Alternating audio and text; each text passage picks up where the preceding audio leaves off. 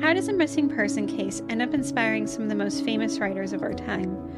In 1946, Paula Weldon disappears from Bennington College and steps into the imagination of writers like Donna Tartt and Shirley Jackson. But who was Paula, and what do we actually know about her disappearance? This is her story. Hi, I'm Vanessa. And I'm Aimee. And you're listening to She Goes by Jane. At the end of this episode and every episode, we will be joined by a special guest who will read an original poem by Aimee Baker about the women we're featuring.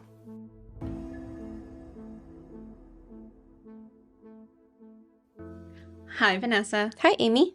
Vanessa, I have a quiz for you. Oh, no. What do Shirley Jackson's Hangsman, Donna Tartt's The Secret History, and the creation of the Vermont State Police have in common?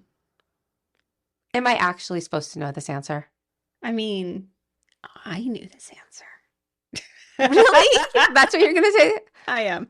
Oh my God. Now I feel like called out on this. How would I know this? I don't know, but that's my opening for today because it is possible that none of those would have existed without the disappearance of a young woman named Paula Weldon. Okay. So Which is weird to say. The same woman inspired both books. Yes. And the entire creation of the Vermont State Police. Yes. Yeah, that is kind of odd, right? Yeah. Yeah. Like that these particularly, I know Donna Tartt's The Secret History is much beloved and Shirley Jackson's Hangsman is a little bit lesser known. And so I think, it's interesting that those literary works wouldn't have existed without kind of this inspiration, but also the Vermont State Police is an entirely different thing. So I'm going to make all these connections as we go along. But I'll start with Shirley Jackson's Hangsman because we actually have a book club announcement to make. Right. So Shirley Jackson's Hangsman is going to be our February selection for a book club. Right. Yeah, and it was a book that was already on, I think, both our radars before this. Yes. And then, so when you brought it up, I was excited to do that. I actually am not familiar at all with Donna Tartt's The Secret History. Yeah, have you already read that one? So I have all of Donna Tartt's books in my collection, and I have not read any of them. But I'm going to read The Secret History. But yeah, so as a reminder, Vanessa and I do this book club. And if you support us on Patreon, you get an extra bonus conversation. So I wanted to explain a little bit about why Shirley Jackson based her book on her. Okay. So Paula Weldon, she was a student at Bennington College when Jackson's husband, Stanley Hyman, worked there. Okay. Yeah, so they're married. Shirley Jackson. So Shirley Jackson's husband worked at Bennington College, and Paula Weldon was a student there. Yes. Okay. So this happens while they're there. And then this disappearance inspired her to create a number of works. I mean, most notably, there are 2 short stories, but it's also believed to have been the impetus behind the creation of Hangsman, our February selection. So I am really excited to dig into this classic. I've never read it, right? But I brought up Shirley Jackson and you were like, yes. Yes. Apparently, it's about this woman named Natalie who is based on Paula, who attends a liberal arts college and then starts to lose her grip on reality. So I'm interested to see what the parallels are between them. So one of the things that we have also started to do is we're hosting a Storygraph read-along for this. So if you want to talk about the book throughout the month, and this is free, you just have to download the Storygraph app, which is a reading app, and you can join us in conversation there. So we have linked our read-along to our socials, but you should be able to find it in-app as well. So we'll ask questions, and there's just a space to interact with Vanessa and I about the book. With all that said, let's just jump into who Paula Weldon was and what happened to her that impacted all of these things. Sounds good. So, Vanessa, like many 80s and 90s kids, my fear of disappearing in the Bermuda Triangle was, it turns out, largely unfounded, just like my fear of quicksand and drugs in my Halloween candy. But I mean, you really should still not get too comfortable with those things. No Bermuda Triangle. No Bermuda Triangle, stay out of the quicksand, and check your candy. Okay. Just, I mean, it doesn't hurt to be a little little safe with some of those? Or is it just like so deep rooted that I'm like telling you that you shouldn't trust any of these things? I think that is. Has it been pounded into all of us? Like, yes. yes. Yes. Okay. Yeah. But like while I, didn't have to fear the Bermuda Triangle, because of proximity issues. You weren't just going to stumble upon it? No. You weren't afraid of flying over it by accident? No. Like, Okay. little did I know that there is an area closer to me that I should have been aware of, which is Vermont's Bennington Triangle. I don't think I've heard of this. Okay, so we'll introduce everyone to this. So, consisting of over 100 acres, this area of Vermont is roughly marked by the towns of Glastonbury, Bennington, and Woodford. So, that's an area that's been long talked about in Vermont. The Vermonters are keeping this secret to themselves. I don't know. Okay. But in some stories, it's an area where there's an energy vortex. In others, there's sort of like a cryptozoological creature stalking the woods. Some other people have talked about how they believe this area is a portal. For real? Yes. Like, do people like not hike in here or People do, but they just say they have like weird experiences here. There's even allusion that Native Americans avoided this area because it was a place where the four winds meet. But I haven't found documentation of this beyond like white people saying this. So I welcome some input from actual Native community members. But whatever the belief system, one thing that is true is that between 1945 and 1950, so this is just a 5-year period, 5 people disappeared from this same area. One in 1946 was our Bennington College student, Paula Weldon. So let's get into Paula Weldon a little bit. Paula Weldon was the oldest daughter of her parents. Her father, Archibald, was an engineer working for Revere Copper and Brass Company. And most of the Weldon sisters were pretty close in age. So when Paula was 18, her sister Pamela was 16, her sister Stephanie was 14, and then there's a large age gap to Heather at age 5. So it's like a family of all girls, and they're all kind of, well, not too spread out in age, except for that baby. Yeah. Mm-hmm. So Paula had graduated from Stanford High School in Connecticut and was just one of 150 women out of 1,500 applicants to be accepted at Bennington College, which at the time was a private liberal arts college for women in Bennington, Vermont. We kind of think of colleges as having these incredibly long histories, but Bennington at the time, it's only been open for about 14 years when Paula enrolled. So if people are not familiar with the Bennington name, Bennington then and now is considered a place to kind of rethink the liberal arts education, particularly in its focus on fine arts. It became a place to go to in the 1930s and 40s, for instance, for things like modern dance. And today it has like this really well-known summer program for writers that I've never applied to because I don't think they'll take me. Aw, yes they would. I mean, maybe they would, but they used to have this like sketchy, I don't know. Okay, anyway. Okay, moving on. Yeah. So it's really renowned in that regard. There are a few key things about Bennington at the time, which is one, they really wanted to remove barriers between faculty and students in an educational sense. So what does that mean? So for instance, you might dine with your faculty, or there might be social occasions where your faculty are there. And some of that is actually true in a lot of liberal arts institutions now. So like when I was at university, not at Bennington, but you would be invited over to your professors' homes. Mm-hmm. And that is not true in other universities that I've been to. Okay. Right. So socially more open there. And 2, they also had this long break after each semester, and this would allow students to pursue other interests. So whether that's internships or jobs or to work on their art. So that's part of the Bennington experience. Okay. So according to my information, Paula wanted to study art. And so Bennington would have been a natural pick for her. And its outdoor location, just miles from the newly constructed Appalachian Trail, or at least the part that's known as Vermont's Long Trail, would have been appealing to Paula, who loved outdoor activities like swimming, bicycling, camping, and skating. But despite all that, she really didn't seem to be fully thriving at college. Those who knew her on campus would say she was extremely quiet, and socially she was described as not much of a mixer, rarely making any close friends with the other women on campus. She wrote a letter to a friend at home. In it, she described herself as just another bogged down Bennington student, and that I'd like to play, but there's no one to play with. So she was feeling this loneliness that people were seeing in her. Yeah. So she also seemed to be having some conflict with her father. And this really goes undefined, but apparently some of it came from her father kind of wanted to dictate what his daughter studied. This isn't really made very explicit, but there's also something that he would deny, stating that she'd written him a letter saying that she was looking forward to working at a branch of her father's business in structural design, which was his specific field. So I'm not sure, but things were not going great between them. This is very much alluded to, but with very few specifics. Okay. Now, in October, around the 18th to the 23rd, she had returned home to celebrate her 18th birthday. And when she got back, her roommate, Elizabeth Johnson, said that Paula seemed upset, that she had wanted a bicycle for her birthday but hadn't received one. Around Thanksgiving, it was clear that her father, at the very least, expected her to return home for Thanksgiving and even sent her a check for $10 so that she could do so.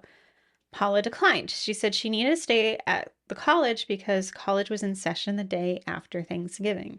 There has been some debate about whether or not this was true. The university at the time did say that yes, classes were in session that Friday. Now, Elizabeth, Paula's roommate, gave many conflicting statements about Paula's state of mind, at least as it was reported to the press.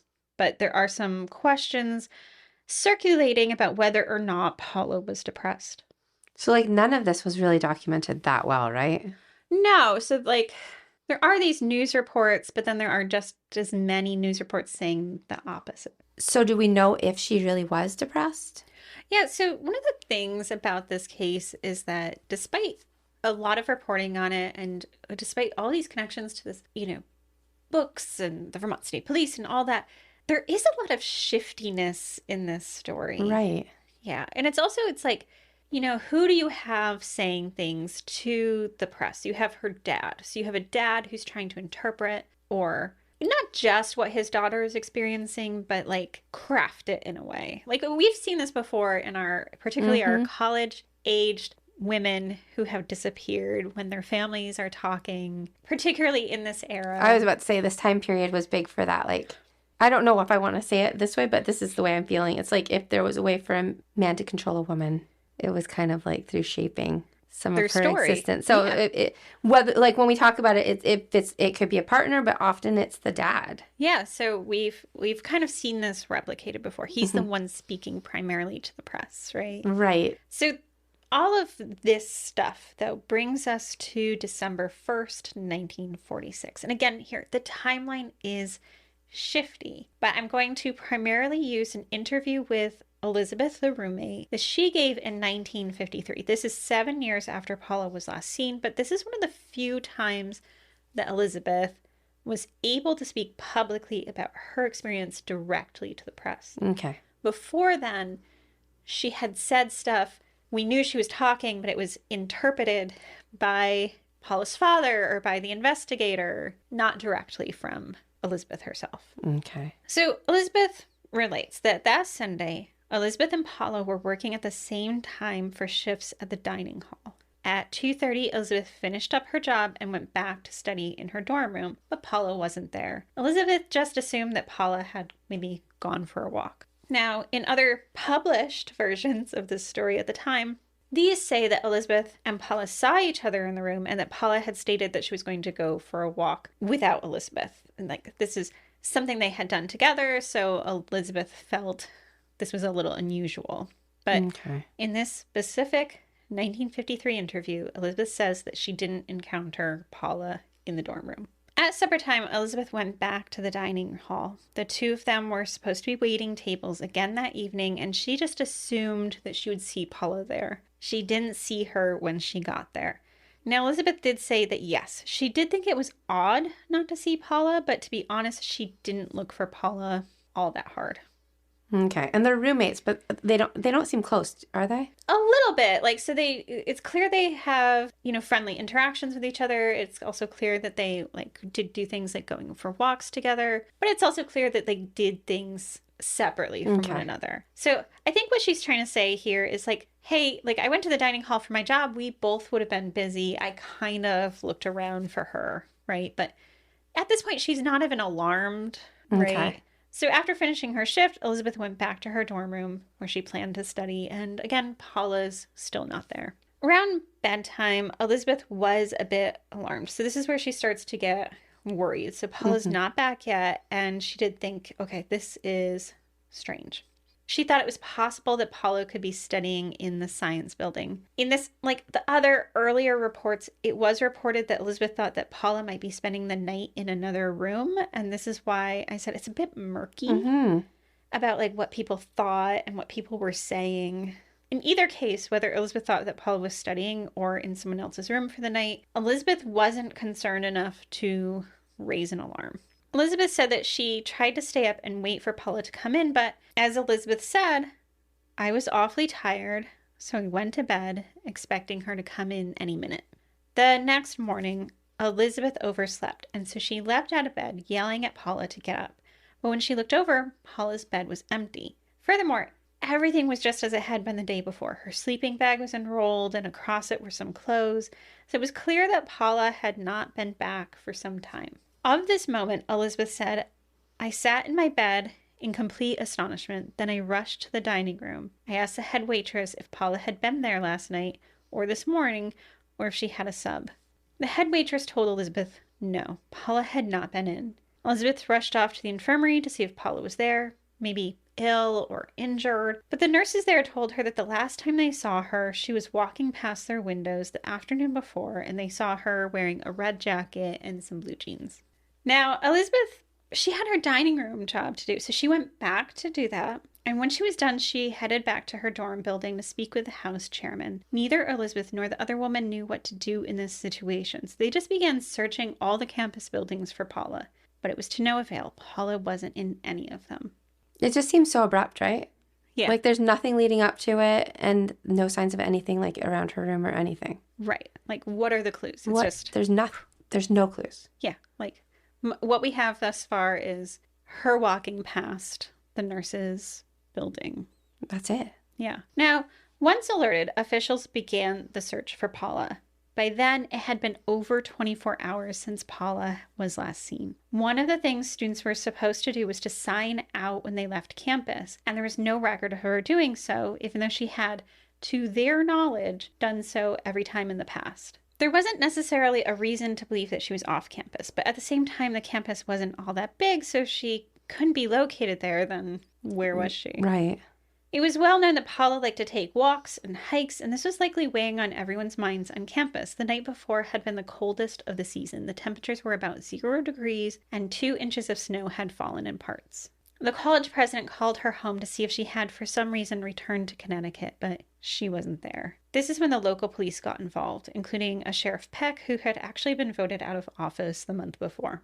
Why? I don't know. We don't know? We don't know anything with the story. Yeah. I chose not to dig into that because I felt like I would end up in some sort of rabbit hole. But, you know, at the time, there was not a state police system in Vermont. So instead, policing was handled by a collection of various local departments, meaning that for the most part, it was incredibly fragmented and jurisdictions didn't necessarily have a lot of contact with one another. So by night, though, the campus community had gathered to begin to search for Paula. Paula was part of Dr. Lucien Hank's botany class, a class that had done a lot of field observations. So that just means that they went to various locations to look at different types of plant life. One of the places that had been mentioned in class was a cave on Mount Anthony, which was about 3 miles from campus. Paula had mentioned that she was interested in seeing this cave herself, so it seemed possible that she had just decided to head to this location on her own. Even though the campus hadn't been made aware of her disappearance until that afternoon, a party made it to Mount Anthony and the cave by that evening. There was no sign of Paula. By Tuesday morning, her botany class began searching for Paula in the woods near the campus. They hit up many of the places they'd visited for class or places that people knew she liked to hike. Much of the rest of the campus community joined them. In all, as many as 370 students were scouring the hills. But again, there's no sign of her. By then, her father had made it to Vermont and was beginning to get as much information as possible from the college president, Lewis Webster Jones, as well as the state attorney, William Travers Jerome Jr., and the sheriff, Clyde Peck. So you keep mentioning her dad a lot. Yeah. But she's got like a mom and 3 sisters too. So where are they in all this? Yeah, so this is interesting because they don't appear... Well, I know there's one is little. One is little. Like, let her off the hook. But like, where is what about the mom and the 2 big sisters? Like, yeah, there's actually such little reporting, such little heard from the family. about this. Even in contemporary stuff, it's hard to come up with anything that they've said. But basically what happens is when the college president calls to give the mom or the parents this news, like the mom essentially like collapses, right? Okay. And so she is actually under the care of doctors. And has she been, or is this just because of the... This is like, it seems to be in reaction to this situation. Okay, because she really hasn't been piping up much before this either? No, so we're not going to hear from mom at all. So it's like she is at home managing all the other kids, also in distress. And so dad takes control. And it really seems in general that the dad likes to have a lot of say in what's happening. With her dad in Vermont, this is where rumors start to fly about, where could Paula be or what could have happened to her. And one of the main questions seems to center on whether or not Paula could have eloped with someone. Because it's always the question. It's like the secret romance question. Like right? anything in like the 20s, 30s, 40s, obviously. That's like, she must eloped. be in a secret romance. Yes. So her father is the one who, of course, answers this. He quashes this idea. And Archibald said, "My daughter may have had a love affair. It's true she knew many boys, but they were only chums that accompanied her to socials and dances. I know she was not serious." How does he know? Because like, I'm not going to be the one that's being like, obviously, like, she ran away and got married. But on the other hand, how does he know about his daughter's love life? Right. Like, yeah. So he does say, though, that there was a male friend from home that had asked to call on Paula, but this hadn't gone anywhere. So that's kind of where we are with this. But as many like missing persons cases, once the news, though, of Paula starts hitting the press, reports start coming in from people who have seen her basically all across the Northeast. We'll be back in a moment.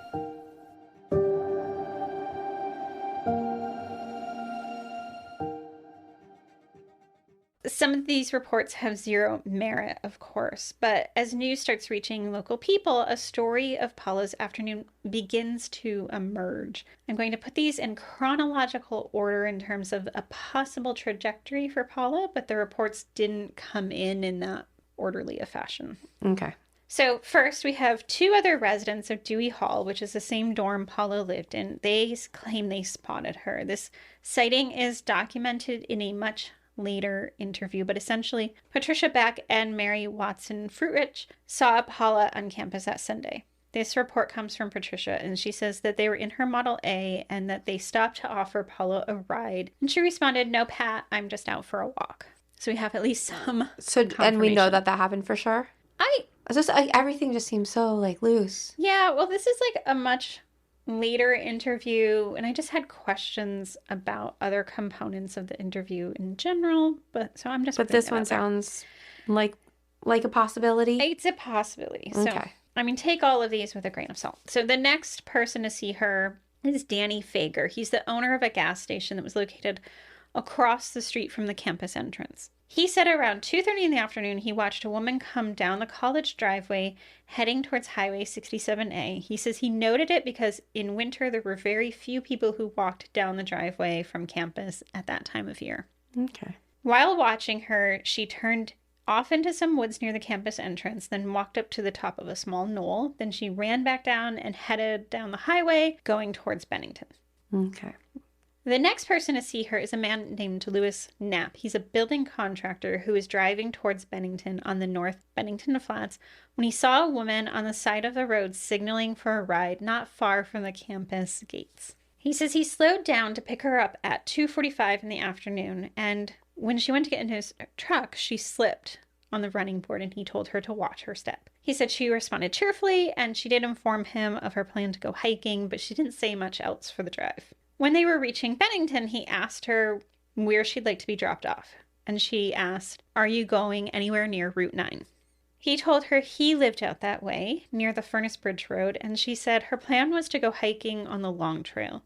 So he told her he could take her as far as his house. He says that he last saw her, she was heading down Route 9. They stopped at the Knapp house, and Louis Knapp's wife said that she knows it was 3:15 when he came in for supper because they usually ate at 3 p.m. He must have told his family about picking her up because though Knapp didn't look out the window, his 15-year-old daughter did, and she didn't see anyone on the road. None of them thought anything more of the matter. So he did tell his wife, but they didn't see her.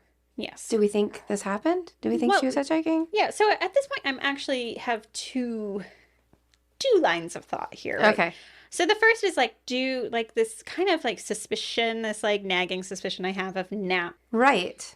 And begins to bubble up. Like, he's later than usual getting home, and his daughter didn't actually see Paula when she looked out the window, right? Right. So if you're questioning this, we would be among many people questioning this. Okay. Because at the time, like, apparently he gets under a cloud of suspicion at the time and, like, many years later.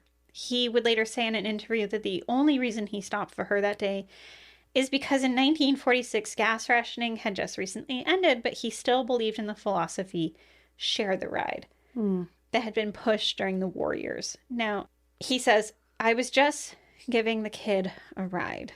Okay. But as we're going to get into, he's not the last person to claim to have seen her. So. Really? And that's like what I was like, oh, okay, maybe. Huh.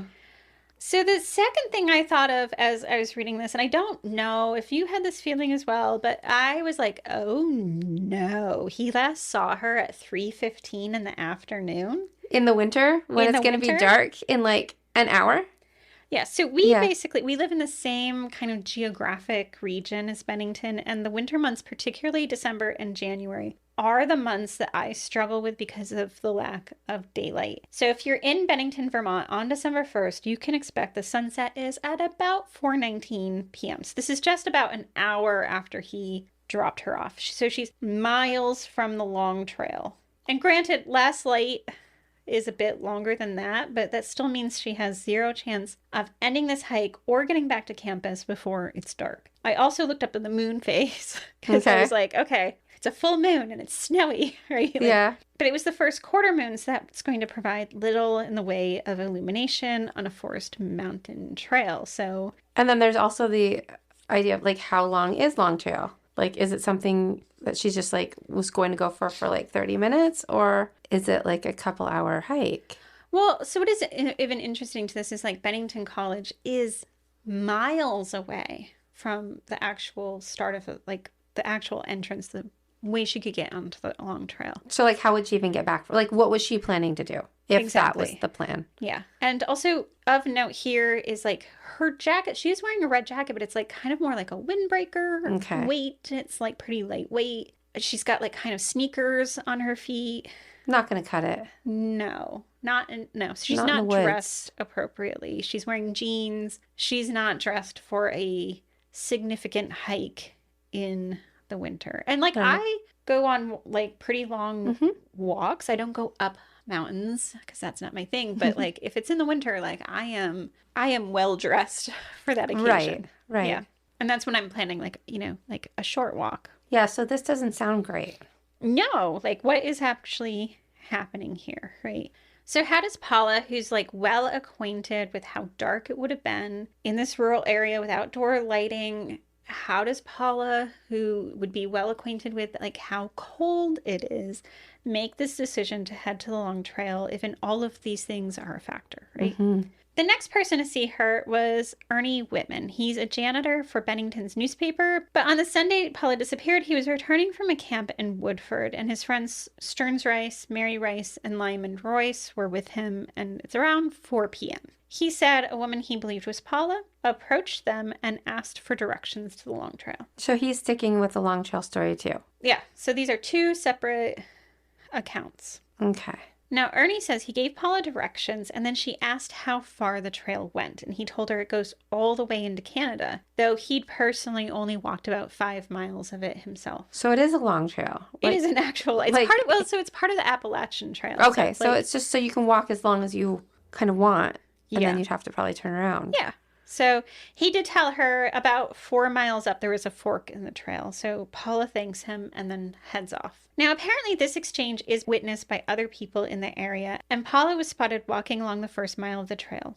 Walter Mold, who was one of the area residents, he says he saw her. He and his wife lived on East Main Street, and he claims he saw her walk by their house. Later, when Walter was 80, he gave an interview about this moment. He said, "It was gloomy, just starting to snow, and this girl was coming up the road, heading up to the mountain all alone, thumbing a ride. We thought it was very strange. I'm positive it was her. I understood some truck picked her up after that and dropped her off." It's kind of I don't know. It's like they are consistently saying the same thing. But also, like, if that wasn't Paula, I am 100% convinced at this point that whoever that was disappeared too.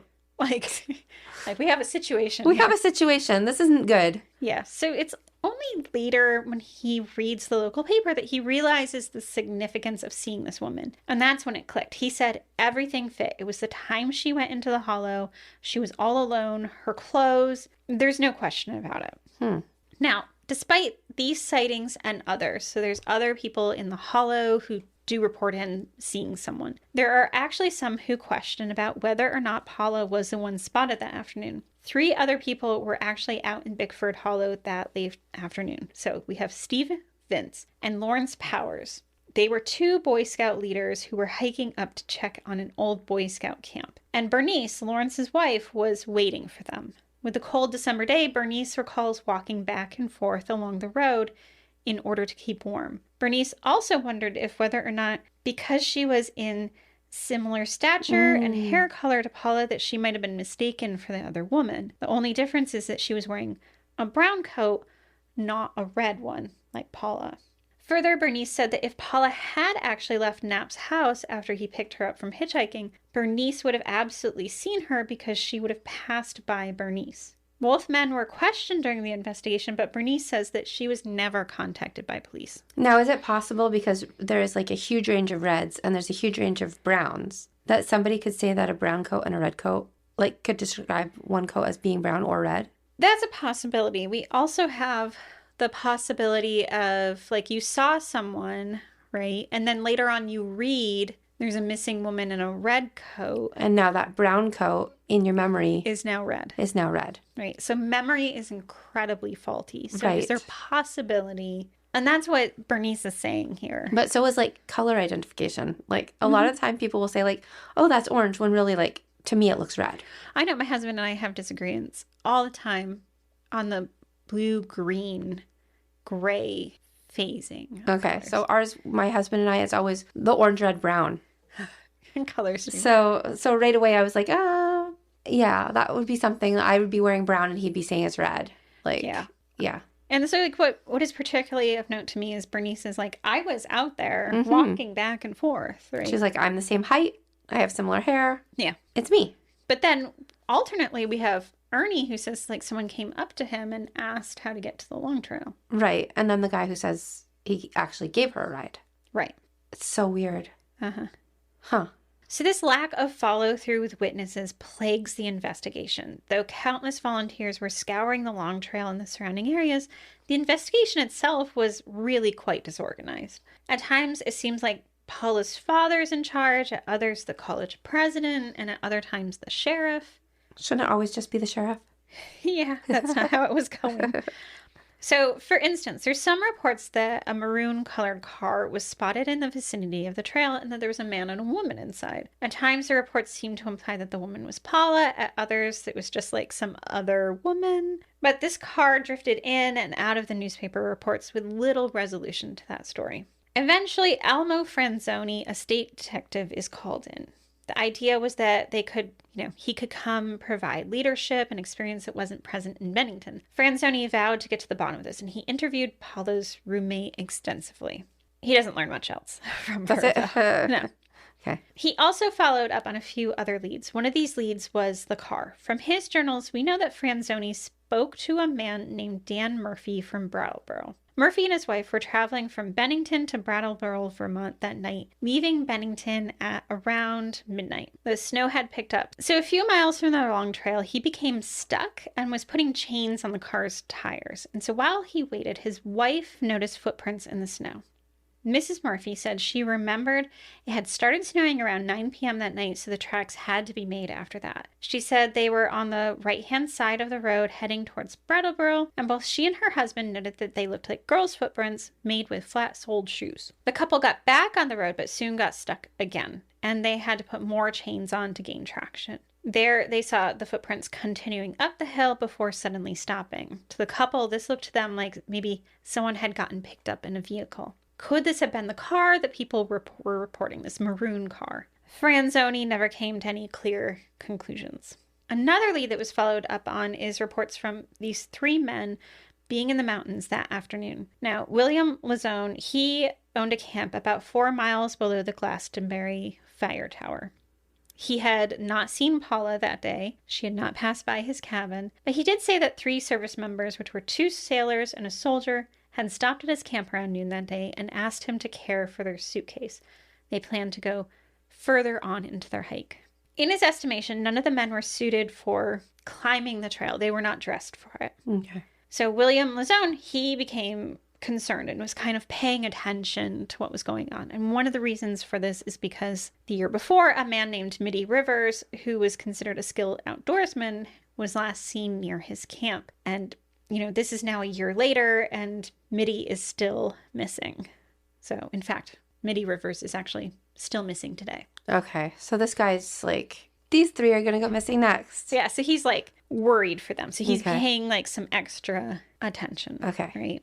Now, these 3 men were eventually tracked down and none reported seeing Paula that day. So despite Franzoni's experience, all these leads are coming to dead ends. So while Franzoni is looking for facts, speculation was running rampant elsewhere. Paula's father began to suspect foul play, stating of his daughter, she was a careful planner, extremely organized about her personal affairs. If she had gone on a prearranged trip, she would not have been wearing blue jeans and sneakers. I think she was kidnapped. Now, his belief is supported by the fact that his check for $10 was still in Paula's dorm room. She had never cashed it, indicating he thought that she had no plan to leave. Because, Right. She'd need the money. She'd need the money.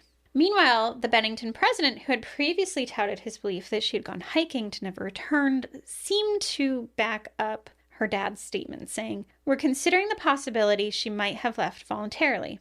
On the other hand, she might have intended to come back from this hike and met with foul play. We have no reason to believe she was in any kind of pathological state. She had appeared gay and cheerful at the party she attended the night before of her disappearance." Now, during the first week of her disappearance, the college campus is actually closed and all of the classes are canceled. This allows the students and the faculty time to search for Paula. But on Saturday, December 7th, they actually open back up. This is the same day that her father abruptly disappears. Now, some reports state that he was hiking in the woods alone looking for her, but a more likely scenario is that he traveled to Massachusetts following a report that a waitress had seen her there in the company of an abusive man. Like every other lead, this proved to be without merit. Wait, you said he disappeared. He comes back, though? Yeah, he just, okay. But everyone's like, where'd he go? And now, in many ways, this search, though, is a race against time, obviously because of the weather. But also, importantly, the college was set to close for the semester, and that meant the student body and faculty would be scattering. Potential witnesses would be gone, and because of the long break Bennington had, they wouldn't be back for months. So despite all the searches, though, this does come to pass. On December 16th, Paula's father emptied the dorm room of all of Paula's belongings, placing them in the back of his Buick coupe. Before he left, he made the state attorney promise that he would call the Weldon family every day with updates about Paula's case. In the days after, there were still efforts to find Paula. A game warden, for instance, gathered a group of experienced woodsmen to go search along the long trail. There's also an effort to excavate a gravel pit near the entrance of the college after people had reported seeing a landslide at the pit on December 1st. The game warden also said that given Paula's interest in botany and the presence of twigs that looked like they could have been cut, he wondered if she had stopped there and had an accident. But despite hours worth of digging and the removal of thousands of pounds of gravel, Paula wasn't located. In the many years since, there's been plenty of speculation about what happened to Paula. In those years, some of the main developments seem to center around confessions. One was given more weight than the others. This is a 55-year-old lumberjack who told a friend that he was in the hollow the day she disappeared, and he tells his friend he knew where her body was buried. He would later claim he was just joking. But this was told to the acting village attorney. Now, this confession was always questioned because it comes via this acting village attorney who ended up being, weirdly obsessed with this case. So they're like, maybe it's just his obsession. Also, he seemed to be using it for some political clout, I know. If he solved this, maybe. Yeah. But the biggest development had to be on the impact this disappearance had on policing in the state of Vermont.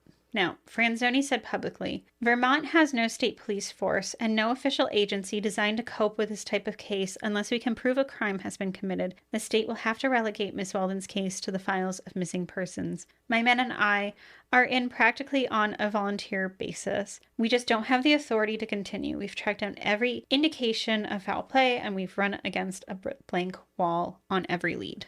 Now, this was echoed by her father, who said, I know the police have done all in their limited power to find Paula, but Vermont has a definite lack of police facilities for handling this type of case, and something should be done about it. The parents of every girl in Vermont face the same situation, which I now find myself should their daughter disappear.